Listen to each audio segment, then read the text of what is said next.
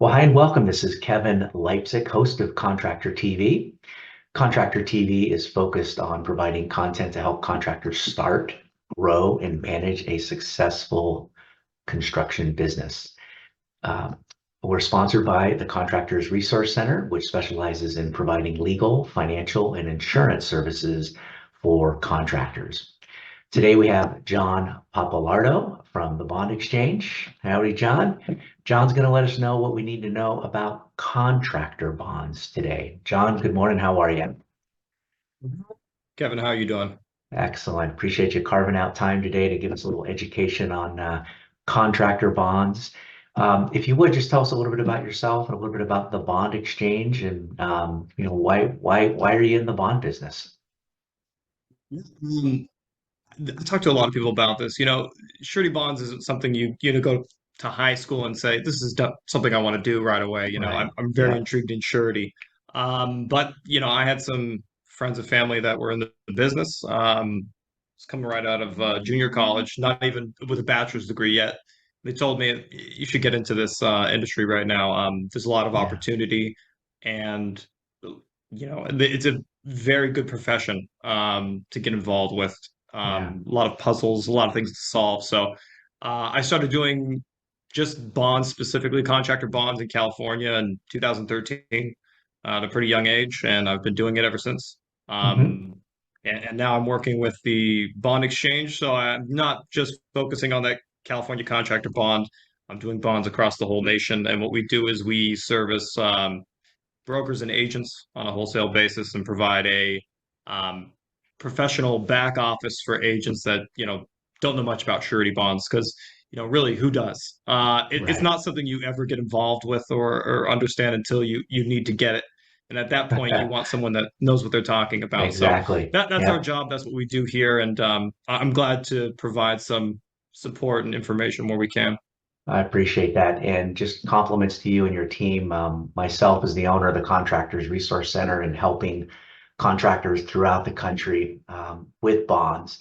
You guys have, you've got a stellar reputation. The bond exchange has been great to work with and consistently the most competitive in pricing. At least it's been our experience in helping contractors. So that helps as well. There's a lot of different surety and bond companies out there, and it's been great working with you and the team. So compliments for you.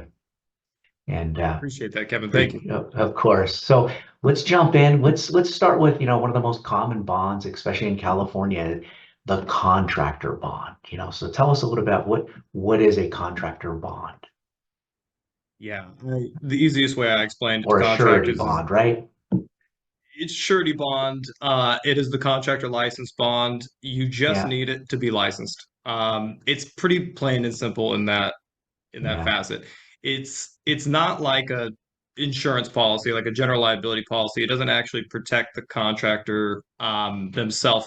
What it is, it protects the people the contractor works with, suppliers, the public, everyone else except for the contractor. So that's an important detail that a lot of people miss.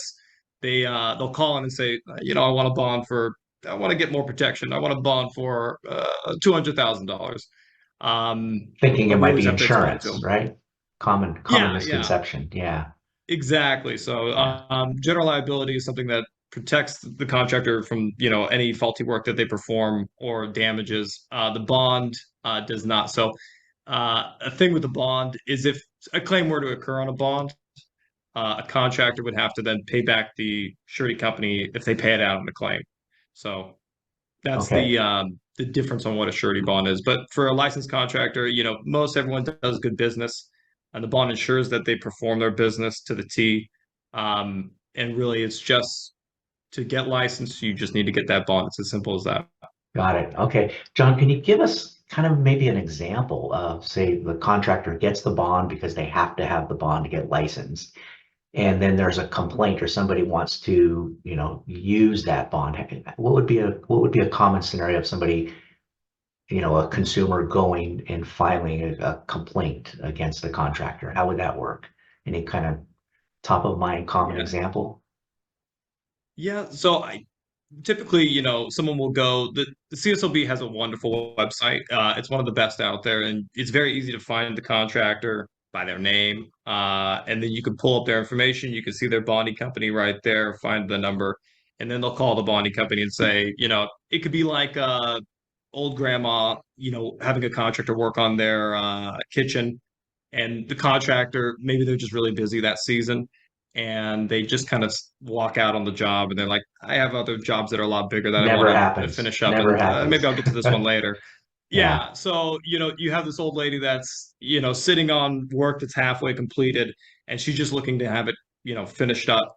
So she's looking for some financial restitution by means of the bond to go ahead and get that, as opposed to going through a long legal procedure in the courts. She can go to the bonding company and say, I have a legitimate claim here. The bonding Hmm. company obviously doesn't want to just pay it out outright. They'll contact the contractor and say, what's your side of the story on this, and kind of subrogate that, and then determine if it's legitimate and the contractor doesn't, take care of the issue, then they'll pay it out to that particular person. So in this case, the old lady with her, Sure. kitchen being remodeled. Yeah. Yeah. And then the surety, if they pay it out, then they turn around to the contractor and say, you got to pay us back for this, Then they'll plus chase any them fees down. too. So yeah, if you're a contractor, you really don't want the claims to pay out because you'll have to pay that amount already, and then whatever fees that the surety takes on for actually handling that claim, Yeah. and it's Yeah. always going to haunt them on their license. So if you Yeah. If have there's any a issue with claim been anyone as a made, contractor, sorry. just like if there's a claim made on insurance, right? That's something that most people don't want, right? It's going to be there in their history, and it'll affect the cost they're going to pay for future bonds or future insurance when and if there's a claim, correct? Yes. Yeah. Not only the cost, I mean, if it's on their license itself, the sureties, no surety would want to touch that. If there's an existing claim or a past claim, it makes it Got very it. difficult to obtain, a surety bond in the future, and you could be paying, thousands of dollars for something that should only be, $100 or a couple $100. Got it. Great, great explanation. So are contractor bonds typically required for licensing in other states outside of California? I know we work with a lot of contractors throughout the country. Most of the business we're doing is in California, but what about other states? Do they also require a contractor bond to be licensed? Yeah. I mean, the big ones on the West, Oregon, Washington, Arizona, they have state run boards that require it on a Hmm. state level. And then you'll have other states that, there's not like an actual state agency that handles it. Hmm. It's more like the city level, where you have like a small little township requiring it just to, perform work in that town. Like Texas is pretty big for that. And then there's a variety of other states that have some bonding here and there. But really, the West Coast with California is the biggest hub of these surety bond requirements on the state level. Got it. Got it. And Okay. California being pretty large, there's like 240,000 licensed contractors out there right now, give or Right. take, Right. that all Yeah. have a bond. Got it. So what do these bonds cost? So what we learned is, contractor bonds specifically in California, it's required to be licensed. Um, how much do they cost? How do people determine how much is my bond going to cost? I mean, the cost itself could be like about $100, 140 on the low. It can go up to, it's changes depending on the surety company. The one we work with a lot will go up to about $1,600. Others can go higher than that, just for this $25,000 contractor license bond. Um, and it all depends on contractor's credit. Really, that's the large determining factor. So you'll have, if you're a contractor, you're going out shopping the bond, um, pretty much 10 times out of 10, you're going to have that agent, broker, or surety company ask you for, your social security number because they're going to want to run a soft credit check to check your Right. credit. Right. Good heads up And to they'll know look at about that. that, about the Social Security, right? To kind of have a heads Yeah. up that because the contractor bonds are based upon a credit, we're going to need to run so like you said, a soft credit check, and the credit score or credit history of that person, of that pending contractor, will largely determine that cost of the bond. Is that correct? That's correct. Yeah, it's a large determining factor. I mean, some sureties will look at a couple other things too, but that score itself of the owner of the company, or it could be a part owner of the company as well. It's going to be the large driving factor on that cost of the bond. So I always make a big deal with the contractors, like especially ones that don't use credit, like just get a credit card, pay it off Hmm. monthly. get your score up. It'll Yeah, do a lot for your business to keep that surety bond cost down. got it. Perfect. So we learned, contractor bonds are required to get licensed. It's, at least in California right now, it's a $25,000 value of a bond. And the pricing of contractor bonds are based upon credit, correct? Right? That is correct. Got it. Okay. Anything else we're missing? I don't want to overanalyze this, but anything else somebody should know about contractor bonds, or specifically California contractor bonds? There's a couple different bonds out there. We can get into more detail in other conversations, but Yeah. I listen to your surety agent or broker. They know what they're talking about. And most everyone in this business is you've got a lot of good companies out there that are handling these bonds. It's a very competitive market. So, Yeah. take your time, shop, find someone good. Yeah. The surety bond's a pretty easy thing to transact. So, you know, take your time, work on your credit, and this will be something you never have to think about. So just and do good Hopefully. work, and the bond will be a thing of ease. Yeah, absolutely. Absolutely. Well, John, appreciate your time.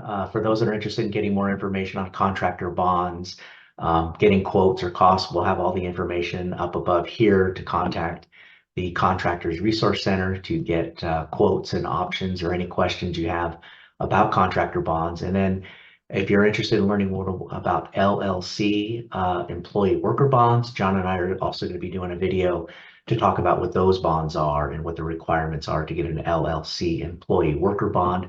So look for another video on that topic as well. John, thanks for the time. Appreciate the information, and enjoy the rest of the Yeah, day. Thanks again. yeah. All Take right, bub. care. All right, bye-bye.